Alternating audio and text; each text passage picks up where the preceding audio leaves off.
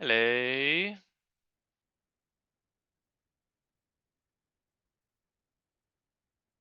Hello, everyone. Ah, excellent. Right, so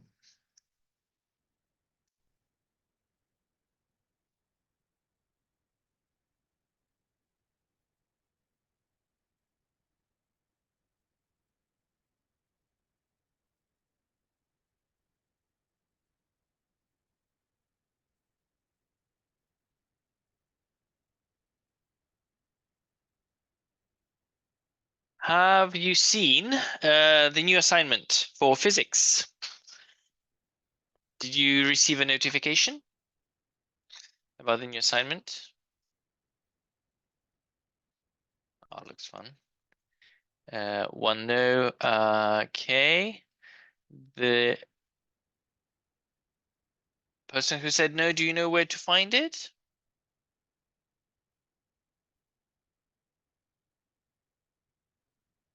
Okay. Good. Excellent. Yes, so we're going to talk about Newton's laws. And yeah, I that's let's start. And I'm going to start with something fun. Okay, so I'm going to share my screen.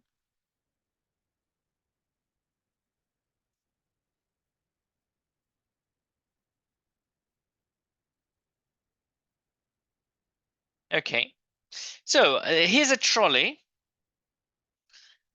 and I'm going to push that trolley. Oh, let's make it something interesting.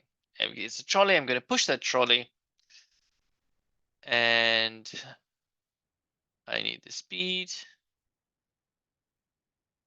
Okay, so the trolley is moving. I've paused it. Okay, I've paused it. The trolley is moving. I'm pushing. Everything's fine. What happens when I stop pushing?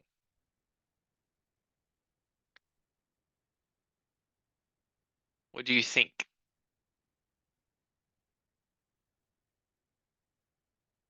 What happens to the trolley when I stop pushing? Yeah, very good. If there's no friction, the trolley would keep rolling at a constant speed. Indeed. So I'm going to reduce the force to 0 and see what happens. The trolley keeps moving at 13.9 meters a second. If I want the trolley to move faster, I need to push it. And you can see the speed is increasing. When I'm pushing it, the speed is increasing. If I push it in the opposite direction, it slows down. But as long as I'm not pushing, it just keeps going. And it took people a good 2,000 years to realize. I know it goes against all what we normally experience in everyday life. Yeah, if you stop pushing something, it stops. But yeah, Galileo was one of the first ones who to realize that if you don't push something, it keeps going. And this is a natural state for things to keep going. Now, if we introduce friction, of course, things stop. So if I push a fridge, it accelerates.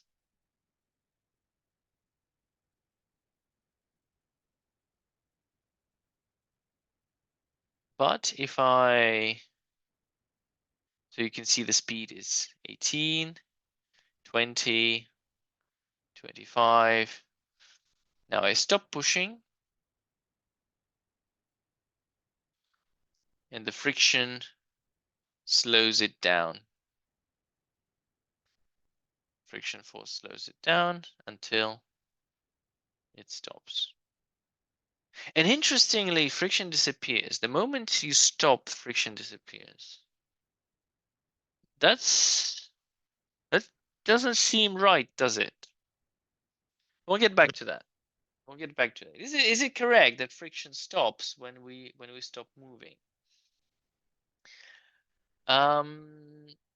Okay, so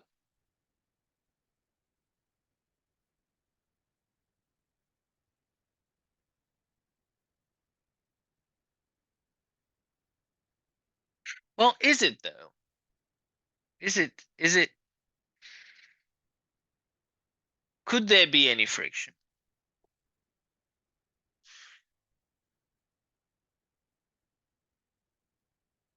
Okay, that's a question. I'll leave this. It's an open question. I will answer it later on in this session. Okay, so problem 1. We're going to talk about Newton's first law. And Newton's first law is very strange. The way it is taught in school, it says that if there are no forces acting on an object, the object will be will move with constant speed.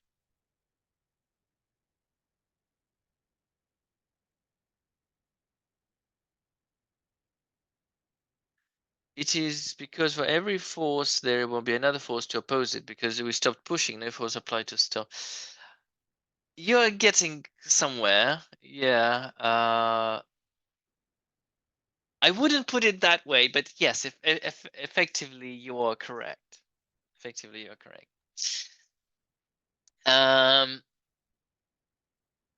Look.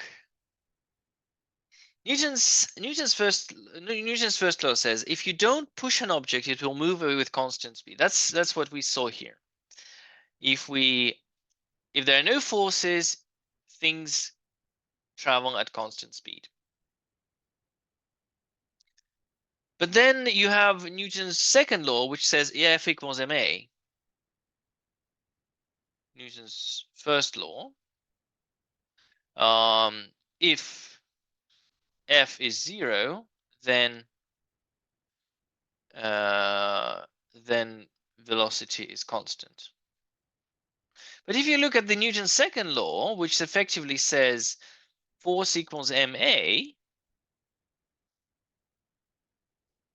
but from here, if F equals 0, then A equals 0, then V equals constant. So why do we need the first law if it's already included in the second one? Do you see the problem with having two laws? Like, why do we need the first one if the second one already contains the first one?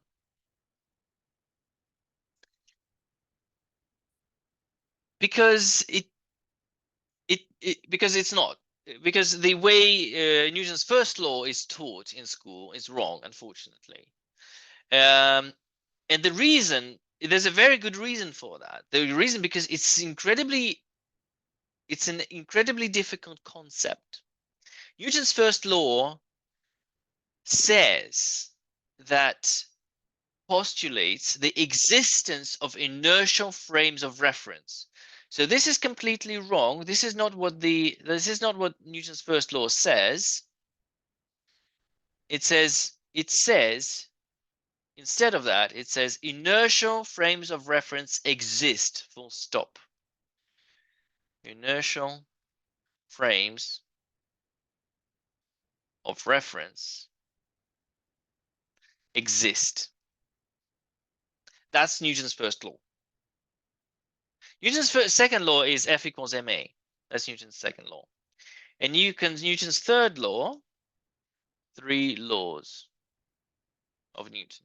First law, second law, and third law is that action equals reaction. Equals reaction. So these are the 3 Newton's laws. But the first law, the way that it is taught in school, is not entirely correct. And that's why we have this weird situation that if F equals, because if you take the second law and you put F equals 0, acceleration will be 0, and acceleration 0 means constant velocity. Inertial frames of reference exist. What is an inertial frame of reference?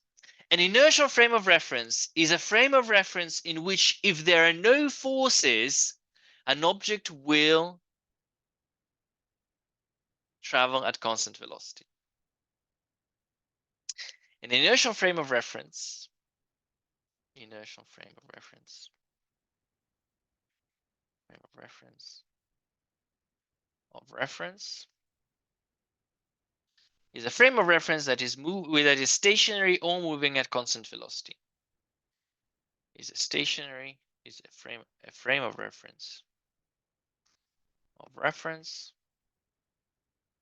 that is stationary or moving at constant velocity. At constant velocity. An example of an inertial frame of reference. Examples of inertial frames of reference. A train moving at constant speed. A train moving at constant speed. A playground. I don't know, a playground. Your room. Assuming you don't live on a roller coaster. I don't know. A train moving with constant speed. Assuming you don't live on a boat. Does that make sense? A frame of reference is where you take the measurements from. So I'm standing in my room. I can measure my position relative to the wall, to the window, so this is my frame of reference. This is where this is my X, Y, and Z axis, right? Am I making sense? Do you understand what I'm talking about? When I say frame of reference, do you have an understanding what I mean? Reasonably. Yeah, of course. I mean, it's a difficult concept, but yeah, frame of reference is what you measure your position and time against. Your frame of reference is your clock and your ruler, basically. The simple answer. Your frame of reference is your clock and your ruler. Now, if your clock and your ruler is moving, it's a moving frame of reference. If it's stationary, it's a stationary frame of reference. Although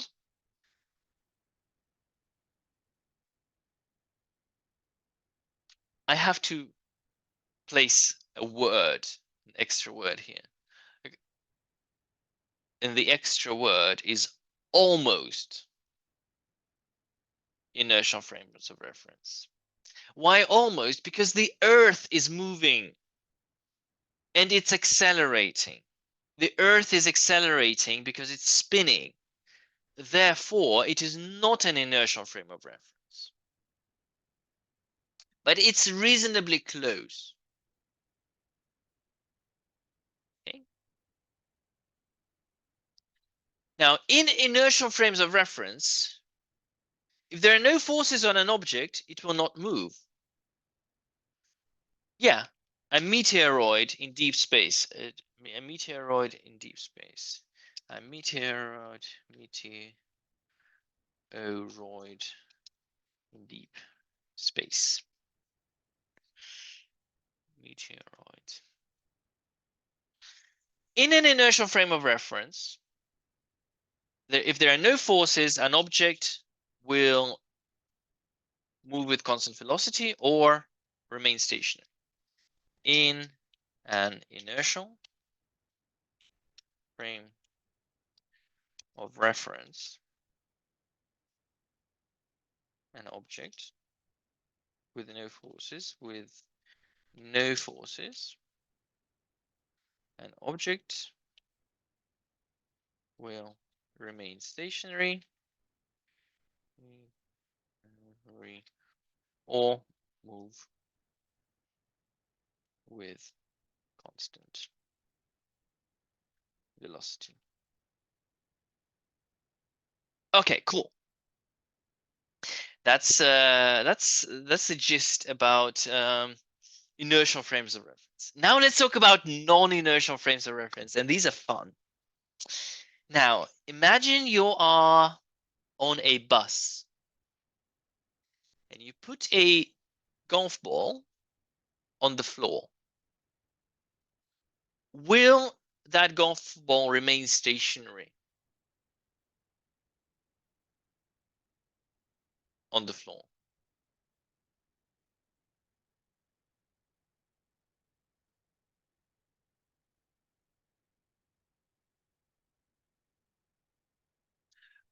Anne, that's a very good question. The Earth moves with constant speed, but it is changing direction. That means it's changing velocity, and that means it's accelerating. Yeah, but the buses don't typically move with constant velocity. That's why buses are so uncomfortable. Yeah, trains are much more comfortable than buses because you experience less acceleration, less sideways, less acceleration. So the ball will not remain stationary. It will roll back and forth as the bus accelerates, decelerates, turns. Every little bump, it will move. There are no forces acting on it, but the ball will move because the bus is not an inertial frame of reference. Okay? Examples, non-inertial frames of reference. Inertial frames of reference. Frames that are accelerating. Accelerating means changing velocity, changing speed or direction. It is important to understand if you're changing direction, you're also accelerating. So examples of non-inertial frames. Examples of non-inertial frames. Accelerating bus.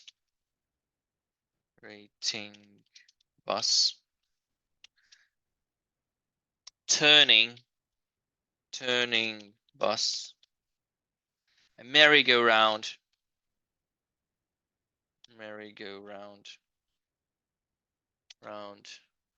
Or a train. Like, imagine a train is slowing down. You have a ball on the floor. It will just roll forward. Or if the train is leaving the station, the ball will roll back. There are no forces acting on it, but it will move. It will change. It will not remain stationary.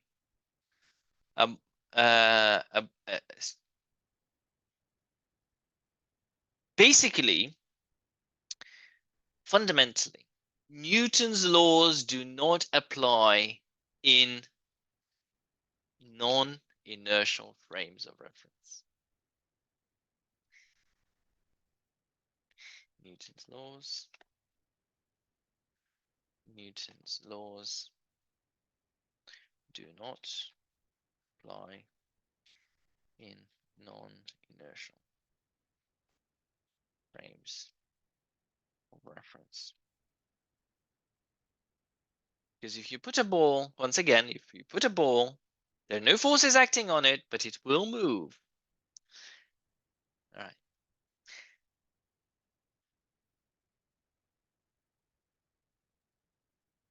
Do you think you understand the difference between an inertial frame and a non-inertial frame?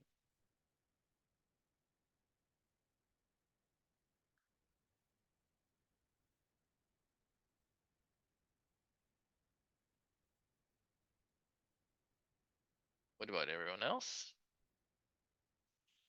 There's 7 of you. Do you think you understand the difference between a non-inertial and an inertial frame of reference? So these are consequences.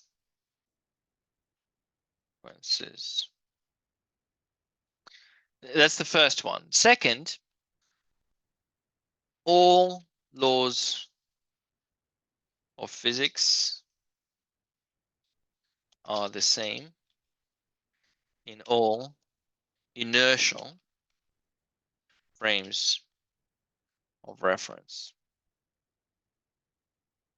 reference. And thirdly,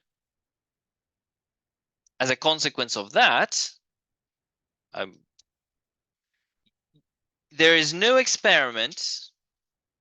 There's no experiment that you can perform to tell whether the inertial frame is moving or not.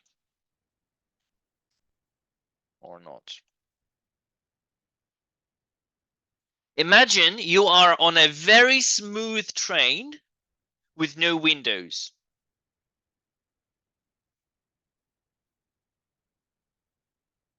There's no way of telling whether the train is moving or not. And you might have experienced that. If you're on a train, sometimes you see the other train moving and you're not sure whether it's you are moving or the other train is moving.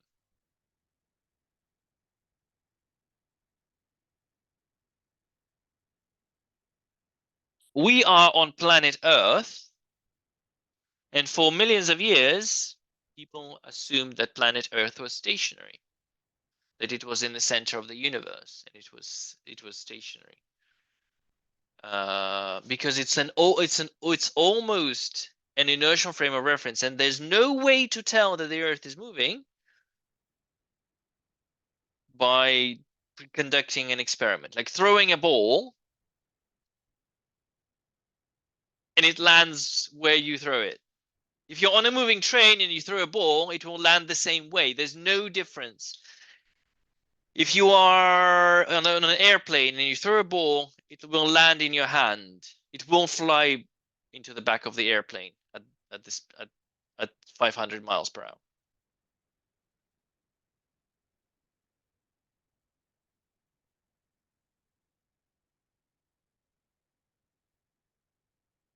So how do we know it is true? What is true?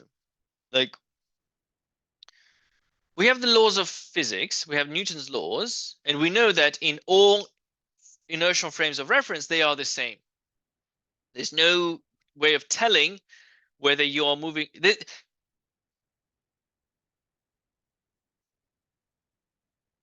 The Earth is almost an inertial frame of reference, and that's why a stationary ball will remain stationary. And if you're on a train, a stationary ball will remain stationary. Well, if the train is at constant speed. So there's no way of telling that you're moving or not. That's the consequence of inertial frames of reference. Do the three consequences make sense to you? Good. All right, perfect. Also, conservation of energy doesn't work in non-inertial frames of reference. Like, laws of physics just stop working in non-inertial frames of reference. And I will show that to you later on when we do energy. When we study energy, I will show you that conservation of energy does not apply in non-inertial frame of reference. It's also conservation of energy. It doesn't work, it just stops working. Okay, all right. What is a force? That's an interesting one. We covered that in the assignment. A force is a measure of interaction. Imagine you have two masses on a spring, M1 and M2, and you have a spring like this, and there's a thread. Imagine you cut the thread with scissors. You cut the thread, and the masses fly in opposite directions. M1, M2. Now, if this mass is traveling with acceleration a1 because, well, let's assume the spring is still attached, a1, and this would be acceleration 2, then the following is true. The ratio of the masses, and this is an experimental fact, the ratio of the masses is inversely proportional to the accelerations. Now, in the assignment, I've put modulus here because acceleration is a vector, so technically you need a modulus here. But for simplicity, we can drop the modulus sign. When we write a1 without an arrow, we mean modulus, or the length of the vector. Or you can rewrite this. You can do m1a1 is equal to m2a2. And the value fm1a1 we decided to call a force. So force, by definition, is the mass times the acceleration of an object. That's the definition of a force. So Newton's second law is effectively the definition of what a force is. Okay? And mass, you can compare the masses of two objects. So if you have a standard 1 kilogram mass, if you compare the acceleration of 1 kilogram mass compared to your mass, you can find your mass. Mass is measured. Mass is measured by comparing the acceleration of a standard 1 kilogram mass, which used to be in France. We had a 1 kilogram, the standard kilogram was in France, but now they realize that it's not reliable enough.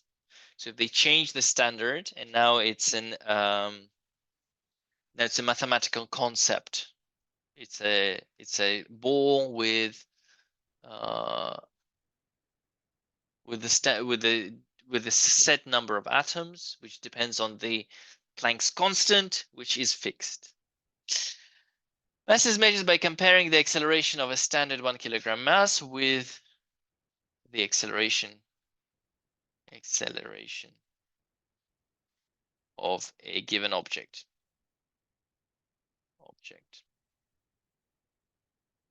If that makes any sense to you. So basically, how do you find the mass of something? Well, you collide it with a known mass. So this is a known mass, and here's the unknown mass.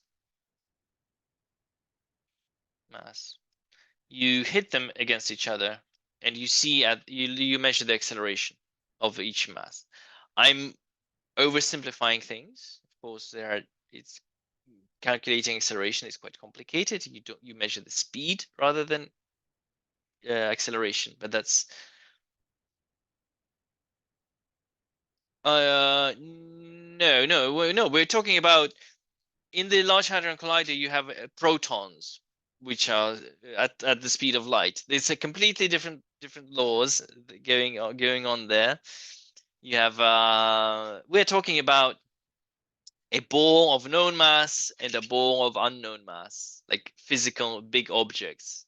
Newton's laws are all about relatively big objects.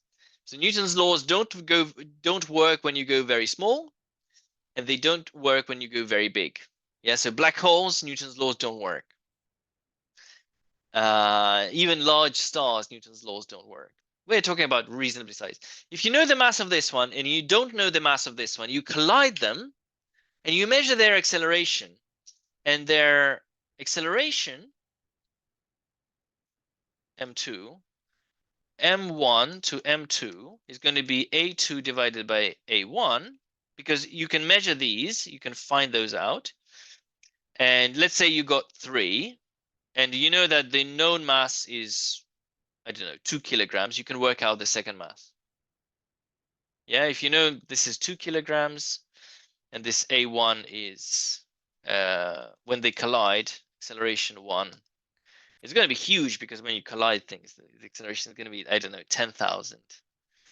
And acceleration 2 is going to be 3,000, 30,000. I don't know. And then you do A2 divided by A1, which is 3. So M1 is 2. So you can work out M2, which is going to be 0.67, if that makes sense.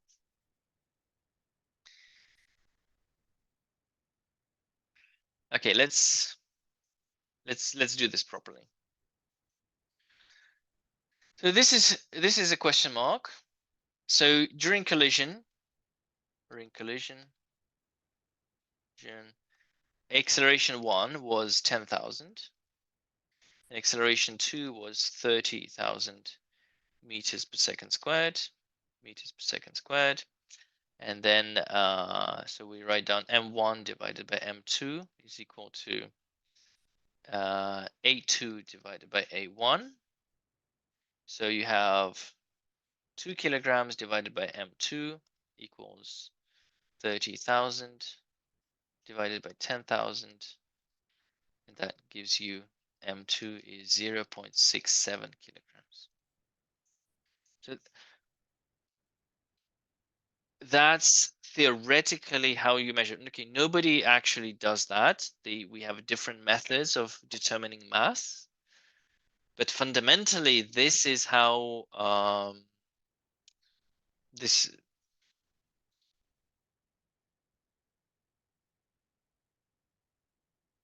Yeah, they're not. We're not talking about. We're not literally talking about collisions. It could be a spring release system. It could be a balance, a top band balance, right? You have it's the same idea, but that's it's also measuring acceleration. Okay, but that's the idea. When two objects interact, two objects interact,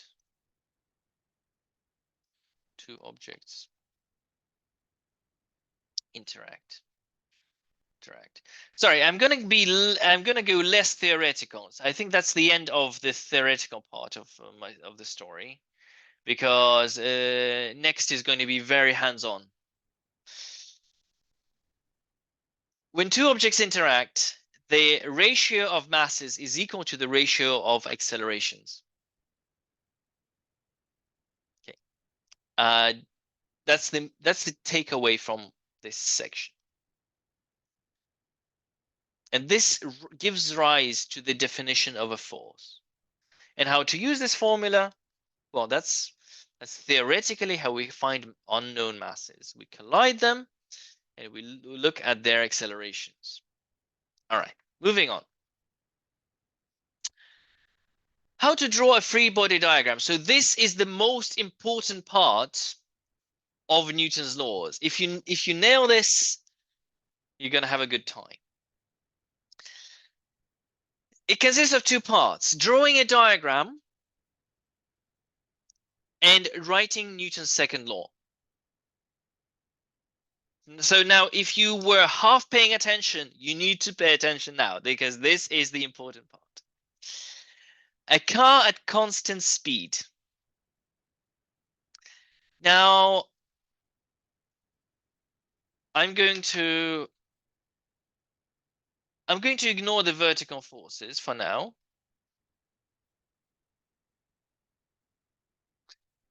A car accelerating. So a car at constant speed. So for a car at constant speed, a free body diagram, you only show the forces acting on the car. Free body diagram. A free body diagram. Only show one object. Only forces on that object. So a car at constant speed only show we don't care about the road, we don't care about the passengers, we just talk about the car. So there's a forward force and there's a backwards force. There's a force pushing the car forward and there's a force pushing the car backwards. And the backwards force is air resistance, and friction. What's the force that's pushing the car forward? And this is a trick question. Think carefully. What is the force that is causing the car to move forward? Thrust. What do you mean by thrust, Luke?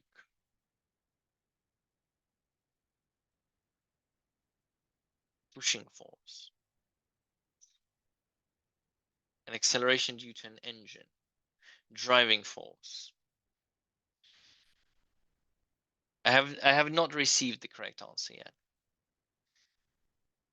And as I said, it is a trick question. The answer is unexpected. But then you understand that's the only possible answer. Zeno, very good. It is friction. It is friction.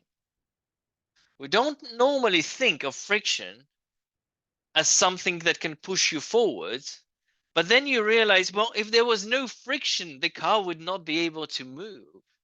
It's the friction between the tires and the road that allow the car to move forward.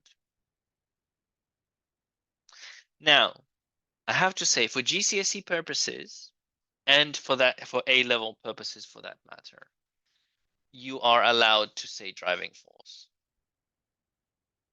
Driving force.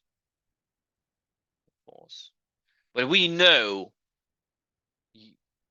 you now know that it is not the driving force. There's no such thing. It's not a physical thing. Like a driving force is a convention that we use to make your life simpler, right? So you don't have to realize that friction actually acts forwards and it acts backwards. Friction prevents you from going forward, but it also pushes you forward because that's the force that pushes you forward. There are two different types of friction. This is static friction, and this is rolling friction.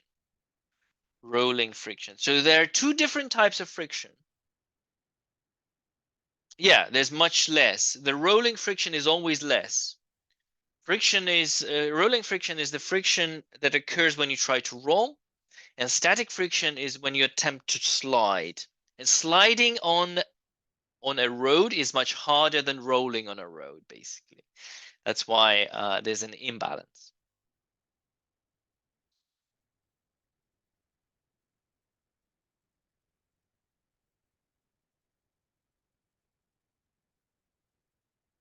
Friction occurs at the moment. So static friction occurs when you attempt to move.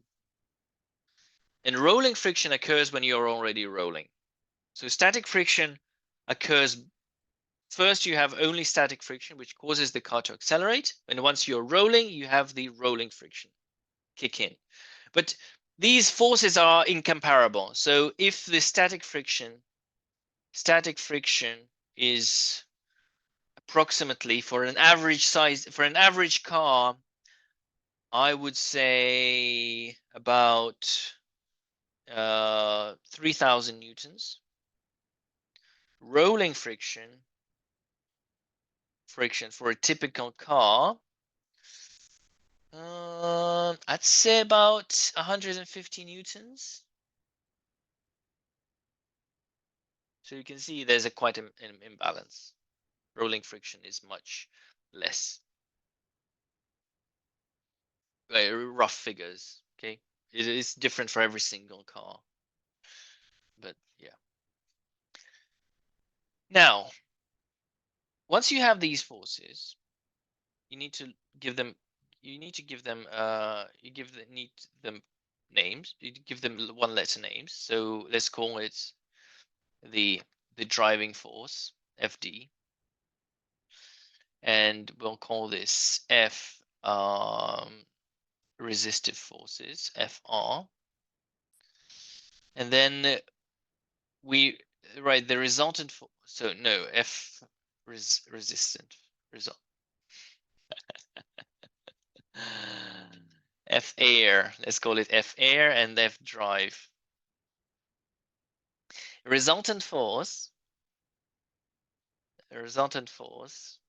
is equal to F drive minus F air. And because they are the same, it's going to be 0. So Newton's second law, and that's the important part. Newton's second law says that mass times acceleration of the car is equal to the resultant force. So it's F drive minus F air. And this is the most important part of this exercise. Being able to write down Newton's second law. Car accelerating is the same scenario. It's now the only difference here is that F drive is now bigger. F drive is less than F air. So mass acceleration is equal to F drive minus F air. This is Newton's second law, right?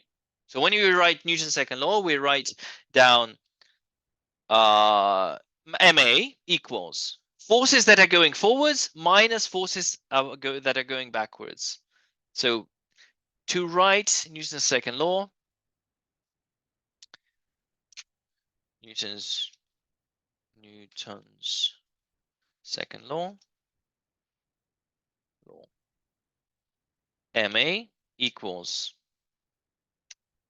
forces forwards minus forces backwards. That's how you do it. Okay.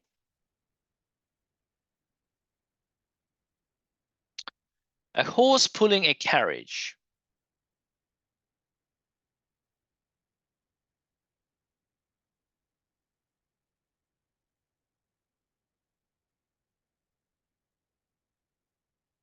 Okay.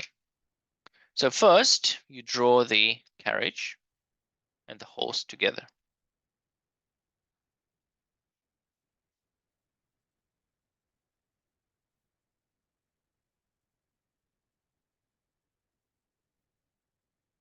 That's probably the best horse I've drawn in my life. First of all, you draw the carriage. Then you draw the carriage separately. And you draw the forces. So what are the forces are on the carriage? Well, there's the bar, there's the tow bar that is pulling. This is the tension in the tow bar.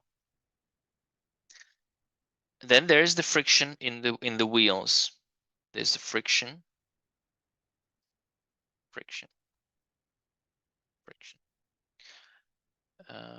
This is tension, and this is friction in the wheels. And that's it. Well, I say I'm ignoring the up and down forces, right? So for this bar, I'm going to write MA equals the forward forces minus backwards forces is T minus F. And that's it. Do you understand this? Do you understand how I write this equation? I write MA equals forwards forces minus backwards forces. Please ask me a question. Then you draw the horse separately. You draw the horse.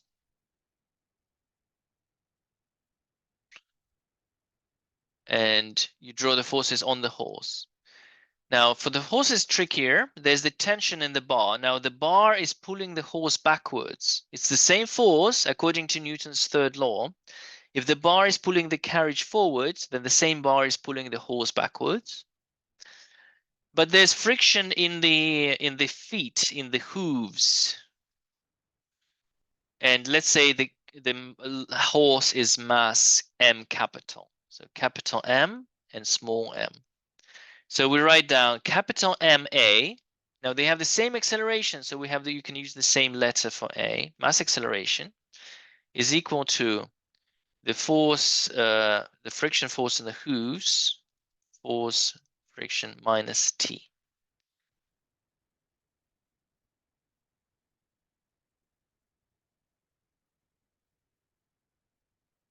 Oh, look, it's up to you. I mean, you don't.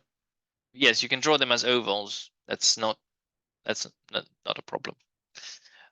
Whichever way you like it. I like drawing objects. Okay, so that's because when you draw an object, you can actually show where the force is applied.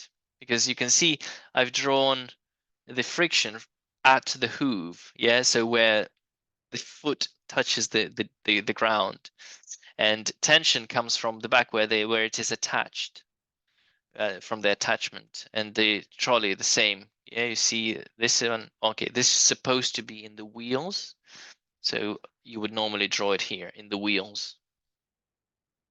It's just then you have to draw another one because both wheels experience friction. But that's, yeah. You can use ovals. Smooth inclined slope. All right, we're getting more interesting. You have an inclined slope and you have an object on the slope. Let's let it be a sled. What else can there be on a smooth inclined slope? So there's a sled and you are sitting on the sled. You're sitting on the sled. Okay. Now, as I said, only one object is allowed on a free body diagram. So you remove the round and you draw the forces. Okay, so gravitational force, make nice long forces. This is the gravitational force, mg. This is the gravitational force on the sled. Now, I wasn't putting any forces here, but of course they are. They are present. I'm just ignoring the vertical forces. But here I can't ignore them. Now, then there's the normal reaction force. The normal reaction force goes like this. Normal reaction force. And now we can see that if we add these two vectors using the parallelogram rule,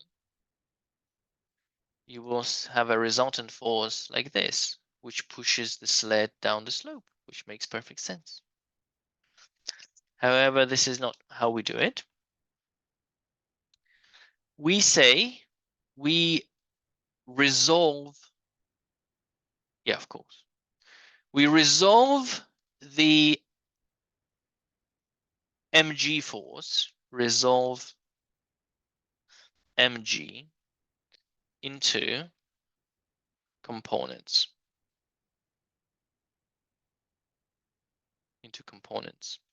Parallel and perpendicular to the slope. To the slope. Okay, so what you do is you break down the mg force into two forces, one perpendicular to the slope and one parallel, one down the slope. Now, using trigonometry, if this angle is theta, you will realize that this angle is also theta. And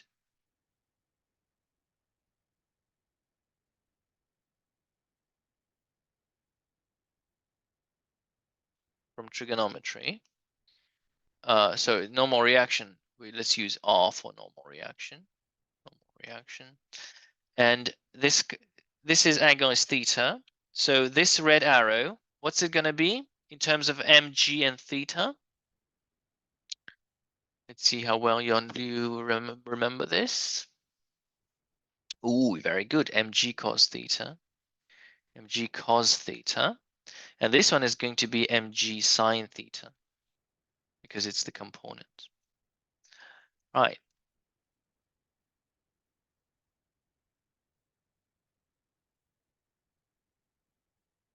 Okay. And now Newton's second law. We're going to write Newton's second law twice. Newton's second law. Now first, for the forces that are perpendicular to the slope. Perpendicular to the slope. One, perpendicular to the slope. And perpendicular to the slope, well, up minus r. So MA equals r minus mg cos theta. But because we know it's not moving in that direction, the acceleration is 0. So that's equal to 0. So here it is. And 2 parallel to the slope. To the slope. So we know that this lead is accelerating that way. It's accelerating that way. This is the acceleration of the sled. So MA, well, MA perpendicular and MA parallel, or just MA, is equal to forces downwards minus forces upwards. But there's no forces up the slope, so it's just mg sine theta. That's Newton's second law.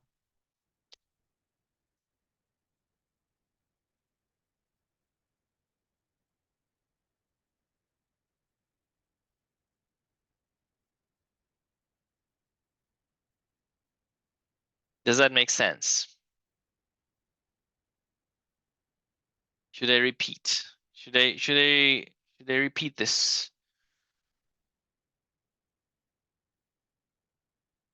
section, or are you happy? Are you happy to move on, basically? Happy to move on to the next question? Yes, all good. Yes, okay. So now we have the same situation, but now we have friction. Well, most of the time we have some kind of friction. Rough inclined slope. I'll try to make it even simpler. So you have an inclined slope with an angle alpha theta, and you have a box going down the slope. Now this is standard stuff. This is it's the same thing. It's the same thing all the time. So mg, normal reaction force. Normal means perpendicular to the slope. So normal reaction force, R, mg. Now we break down mg into components. And once again, it's force like this and force like this. So this is going to be, because this is angle is theta, this is mg sine theta, and this is mg cos theta. And there's also friction. There's a friction force, and let's say friction force is that way. And just for simplicity, let's call it F friction.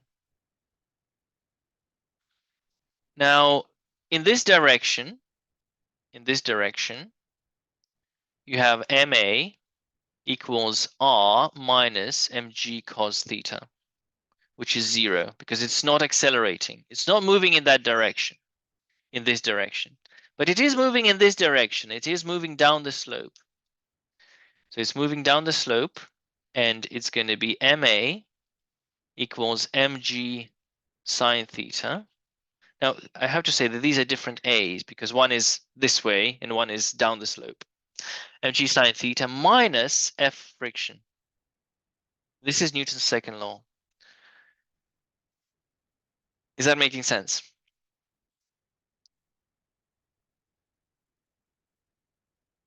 You need to be able to do this for most questions, for a lot of questions. You can use this standard result. You can always just come back to this and use this standard thing.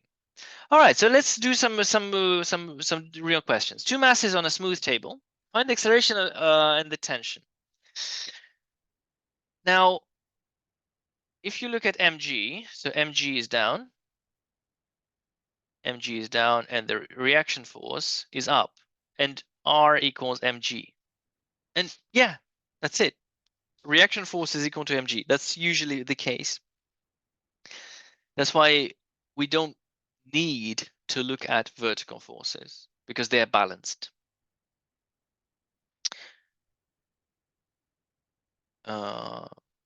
Vertical forces balanced. So what we're interested in the horizontal forces. So we draw the first box, the 6 kilogram. Let's call it M1.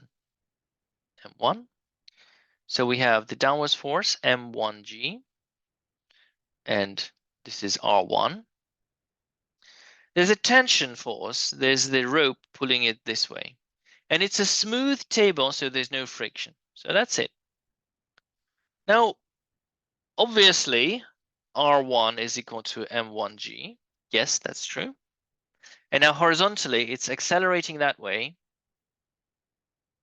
So M1A is equal to T. That's the first equation that.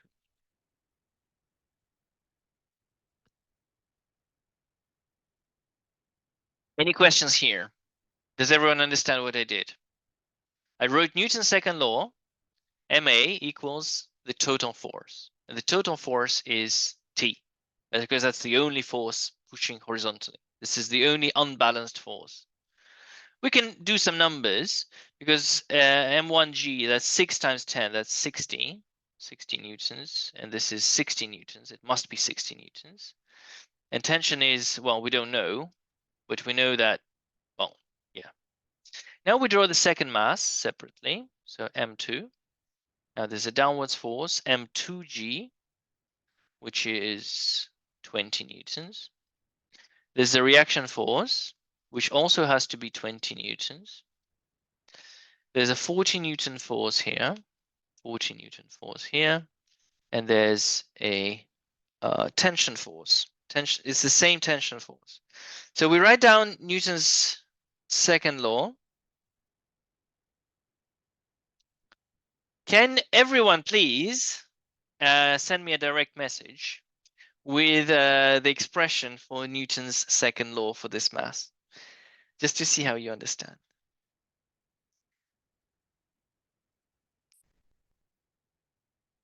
Very good. Anne, that's very good. Yes, that is absolutely correct. Yes, Luke, that is correct. All right.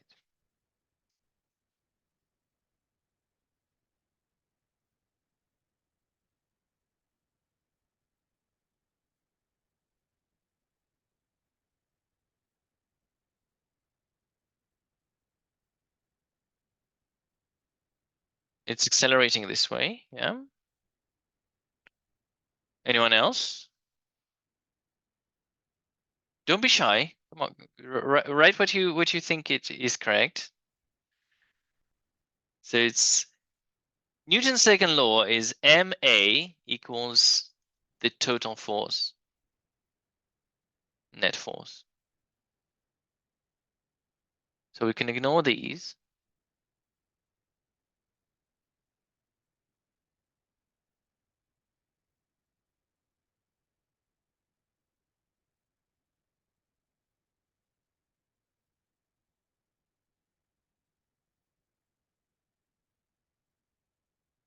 Okay, it's M2A equals the total force. It's 40 minus T.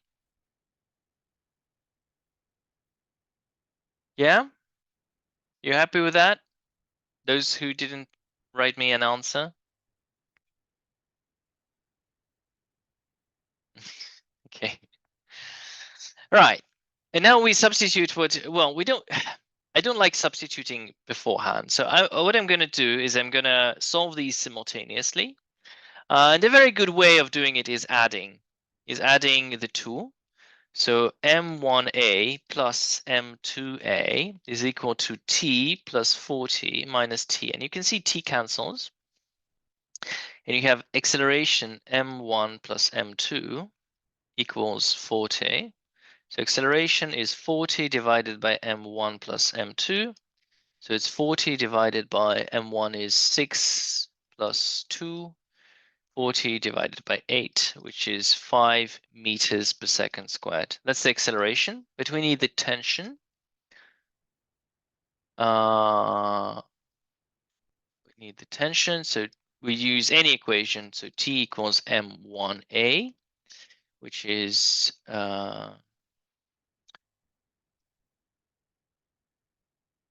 6 multiplied by 5 equals 30 newtons.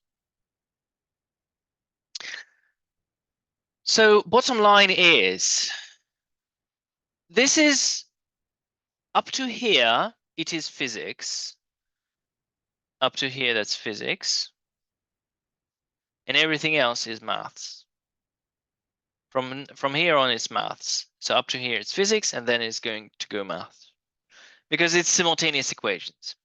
Your task in most physics problems is write down simultaneous equations. And once you have them, then you can solve them. Okay.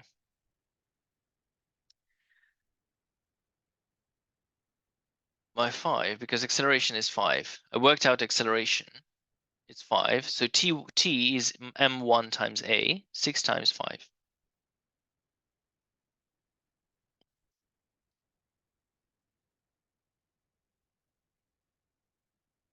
6, because M1 is 6 kilograms. M1 is 6 kilograms, and M2 is 2 kilograms. Okay, which one? Do you understand these two? The maths bit. Okay. So what I did, I added the two equations together.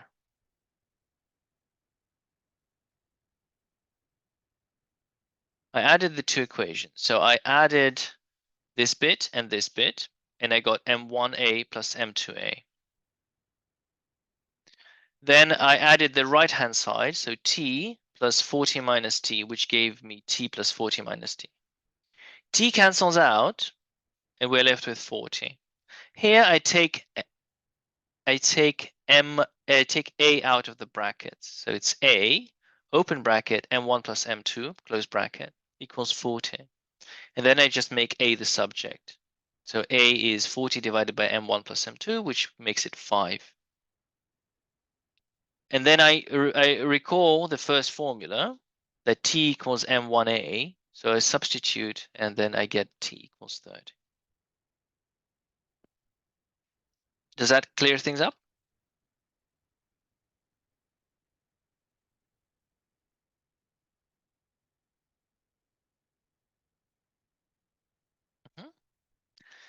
Now, imagine we were pulling, I don't have that much time, but basically, if we put on the other mass, what would happen? I'm going to skip that. Or,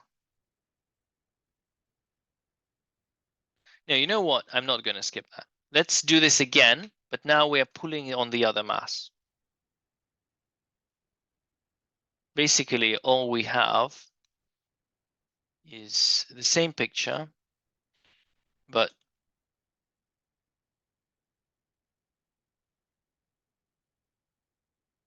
we switch them around.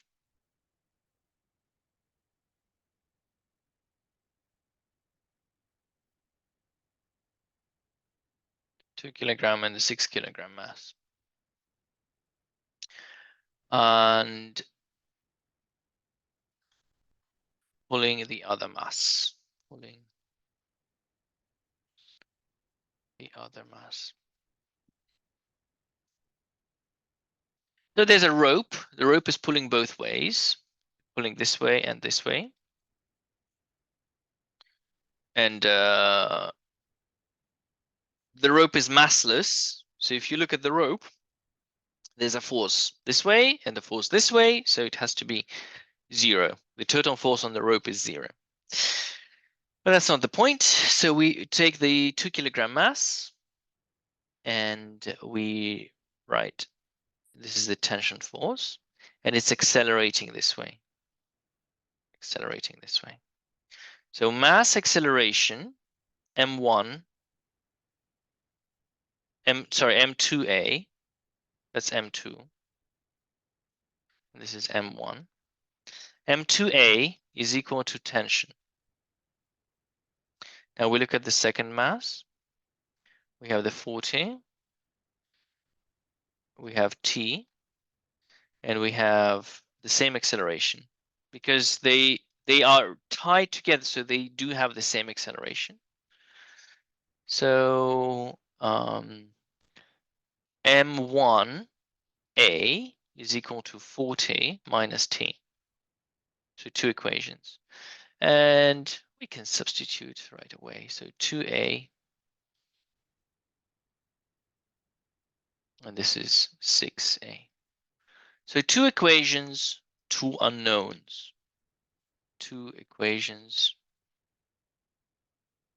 2 unknowns. It's solvable. Okay, so we do this by elimination. We add the 2 equations together. So it's going to be 8A is equal to 40, right? So A is equal to 5 meters per second squared. So it's the same acceleration. So acceleration would not be different. If we were pulling, so in the first case, we were pulling on the 2 kilogram mass. And in the second case, we're pulling on the 6 kilogram mass. So we switched the masses around. Acceleration would not be different. And it makes perfect sense because it's like pulling one 8 kilogram mass, right? We're pulling one 80 kilogram mass, the acceleration would be 5. And now to find the tension, well, T is equal to 2A from here. And that's equal to 2 multiplied by 5, which is 10 newtons. So as you can see, the tension would be different, but the acceleration would not. So if we pull on the heavier mass, the tension would only be 10 newtons. If we pull on the lighter mass, the tension is going to be 10 newtons. Sorry, lighter mass, the tension is going to be 30. And if we pull on the heavier mass, the tension is going to be 10. Extreme case is when M2 is nothing. And extreme case, M2 is nothing, is 0. If you imagine this was a 0 mass, and if this is the extreme case, then tension is equal to 2 multiplied by, is M2 multiplied by A, which is 0 times A, which is 0. So the rope would be slack, and that makes perfect sense, right? If the mass 2 was nothing, the rope would not have any tension because there's nothing to pull on. Okay. Any questions here? Any questions on? So the aim of this exercise was to learn how to use Newton's second law. And the most important thing is in Newton's second law is Mass acceleration is equal forces going forwards minus forces going backwards. And if you remember this much, this is a huge achievement. Well, not achievement remembering this, but I mean knowing how to use it, of course. More sense to me. You mean this way, but it's not the second way. It's a different problem. But yes. Okay. Yes, I was a bit confusing here. I think it's because the vertical forces are confusing. Okay. And now we come to the wonderful, wonderful world of friction. Right. Coefficient of friction.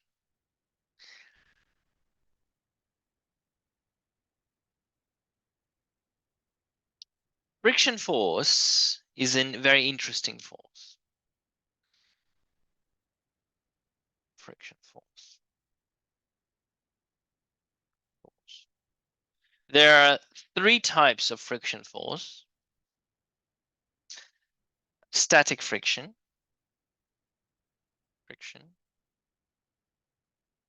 Dynamic friction.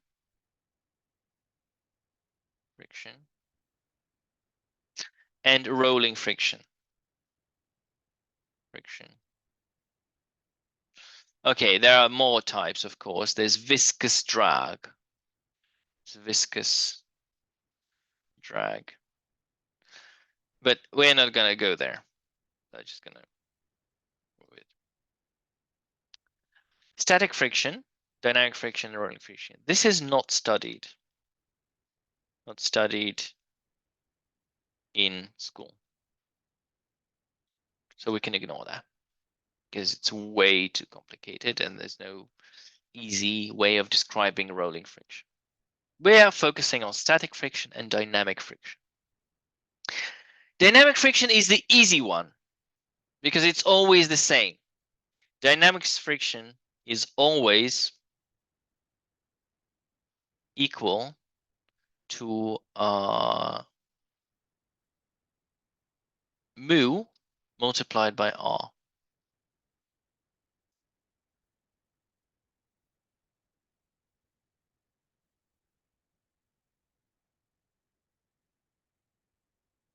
F of friction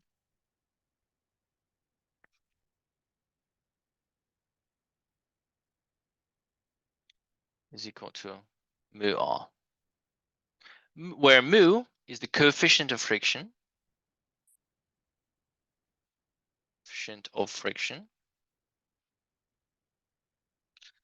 and r is their normal reaction.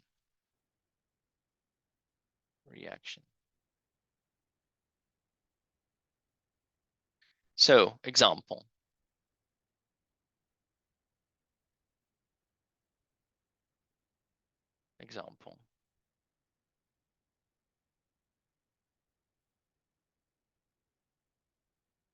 A box of mass 3 kilograms is sliding along the floor.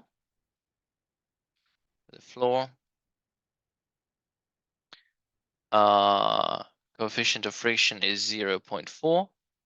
Find the friction force.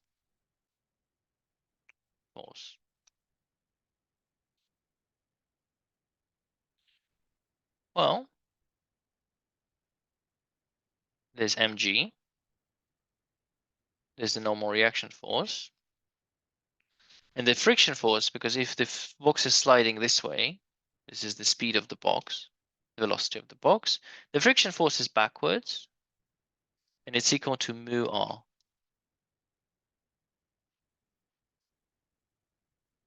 So the box is moving to the right, and there's a friction force which is slowing it down. Right? Does this picture make sense? All right, because I really want you to understand this picture makes sense. And mu r we know is dynamic friction. So if m R is not 3. No, R is 30 because it's 3 kilograms. So 3 kilograms, that's the mass. So M times G, that's 30 newtons. This has to be 30 newtons because the box is not moving up or down, so they have to be balanced.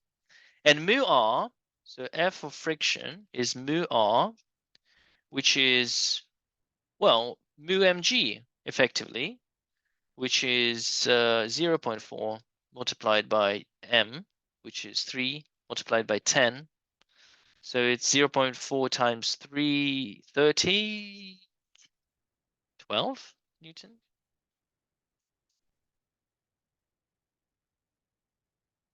12 newtons.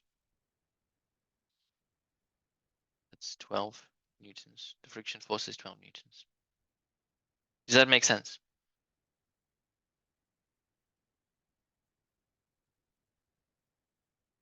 So let's look. We're pushing a fridge. It's a 200 kilogram fridge. 10 is the gravitational force, yes. The friction force is 361. Find the coefficient of friction. Find the coefficient of friction. Because we know it's moving because the speed is non-zero. So we know it's dynamic friction. Dynamic friction. So force of friction is equal to mu times R. And we know that R is equal to mg, of course. R is equal to mg because they have to be balanced. So this is R, and this is mg. So we can write mu mg equals mu mg, the friction force. And the friction force is 361. It's equal mu, which is mu times m, which is 200, times g, which is 10. And from here we have mu is 361 divided by 2000, which gives us 0.181. Is it? 361 divided by 2000. Yeah, 0.181. Oh, just this is the coefficient of friction. Okay.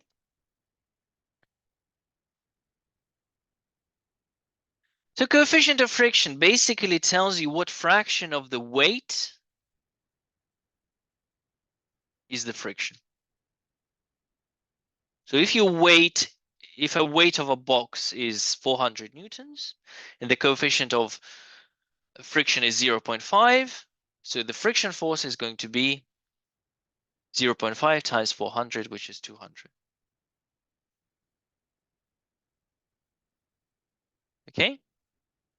So for the yeah. So for this fridge, mg is 2000 newtons. That's the weight of the fridge, and the friction force of friction is 0.181 times 2000, which gives you 361 newtons. So you can work out the friction force if you know the coefficient of friction, if you know the mass, if you know the weight, and if it is moving. Now, if it is not moving, then you have static friction, and static friction is the tricky one. Static friction always less than or equal to mu r. So that means static friction is always going to be different. And let's have a look. Let's have a look at friction. So this is a fridge which is not moving. What is the friction force on that fridge right now?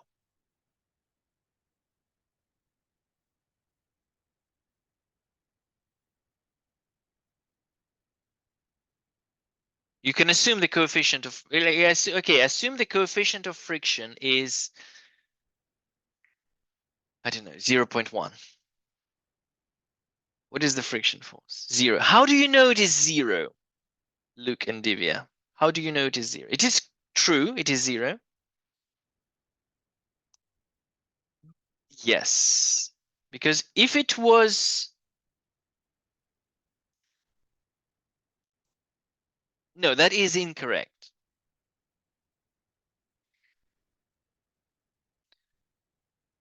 If you have dynamic friction, the friction is always equal to mu r. For static friction, it's less than mu r. So it's not 0, it's just less than mu r. Not necessarily 0. But in this case, it is because there is no applied force, exactly. Because if there was a friction force to the left, for example, the fridge would move to the left because that would be an unbalanced force, right? If you have an unbalanced force of friction, it would move, but it doesn't move. The only way it doesn't move with no applied force because there's nothing. Now let's push the fridge with 50 newtons of force, and immediately the friction force becomes 50. If we push it with 100, it immediately becomes 100. So until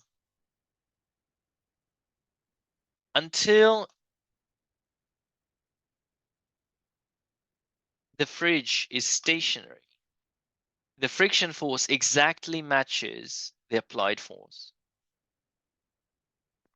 up to the limit of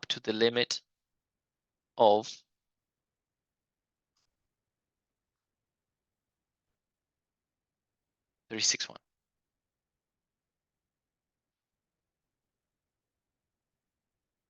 Now, if you reduce that,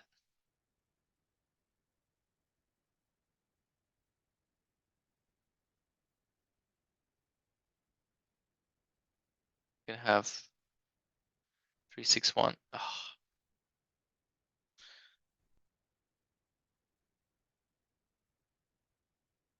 And push, it speeds up.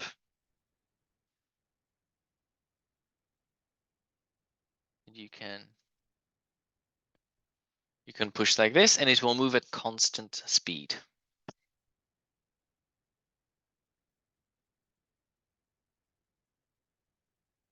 Right. So if you were to draw a graph of the friction force versus applied force, this is the friction force, this is applied, you would have exact 1-to-1. This is a 45-degree angle. So as applied force, if the applied force is 2, the friction force is 2. If it's 3, it's 3.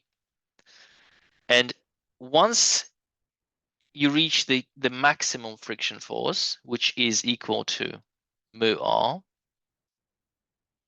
then the friction force does not change. The friction force is always like that. So this is a transition from static friction. So static is always less than mu r. And this is dynamic. Dynamic is always F equals to mu r. Yes, it becomes dynamic as soon as the object starts moving. And if it's moving, you always know that it is mu r. But if it's static, it will match the applied force. Matches applied force. However, there is a catch. And you might have noticed that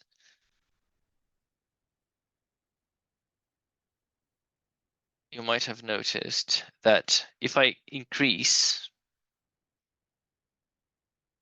the force, I can go beyond 360. Look, 400. 400 and it's still not moving. 400 and it's still not moving. And if I keep increasing, 450 and it's still not moving. 451, 452, 453, 4, 5, 6, 7, 8, 9, 10, 11, 12, 64, 65, 66, 67, 68, 69, 70, 1, 2, 3, 4, 5, 6, 467, 467, 476 or 476, 477. Ah, 482, and the friction drops. The friction drops to 361 and the object starts sliding. So the reason for that is because sometimes or typically the coefficient of static friction is greater than the coefficient of dynamic friction. Applied friction.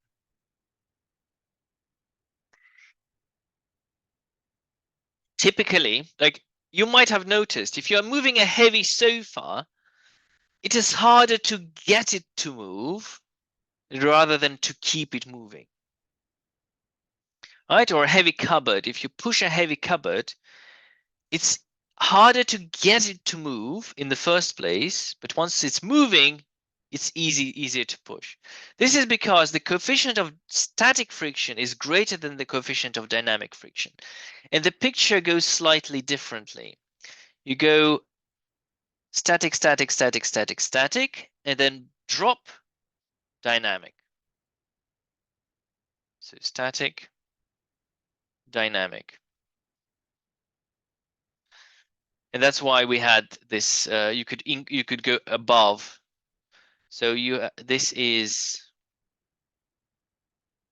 you remember it dropped to 361. This is mu static reaction force, and this is mu dynamic reaction force. So we have two different values of the force. So friction force is less than the static coefficient of friction times the reaction force, and force of friction dynamic is equal to mu dynamic reaction force. But in a lot of cases, well, for simplicity, in most cases we have the same. In most problems,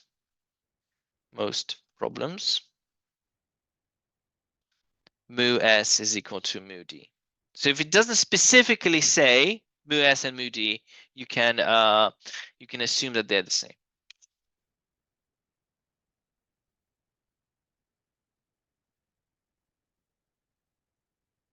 Okay, so I hope that makes sense. Yeah, and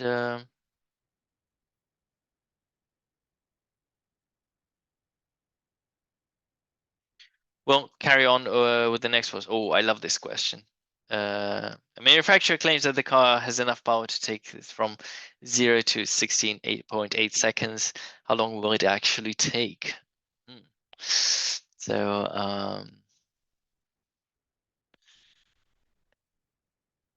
imagine yeah. These are important questions, and I don't want to rush through them because they are important. Okay, so I hope that was useful, and see you next week. See you next week.